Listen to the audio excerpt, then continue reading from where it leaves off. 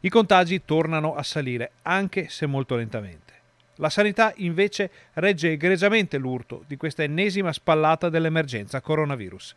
La luce in fondo al tunnel si fa sempre più vicina, ma un fatto deve restare ben chiaro in questo momento.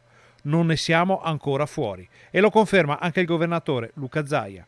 Siamo in pandemia, non stiamo celebrando la fine della pandemia, sicuramente è una pandemia in questo momento sotto controllo in virtù del fatto che abbiamo 84,3% dei veneti che hanno intrapreso, hanno iniziato o hanno concluso la loro vaccinazione. C'è da dire che oggi abbiamo 234 persone ricoverate, 31 delle quali in terapia intensiva, 220 contagiati. Diciamo che ad oggi la tenuta sugli ospedali c'è, infatti il nostro tasso di occupazione è 3% nelle terapie intensive, 3% in ospedale e un'incidenza del 39,9%. Zaia lancia un appello ai veneti, in un momento in cui non si può abbassare la guardia.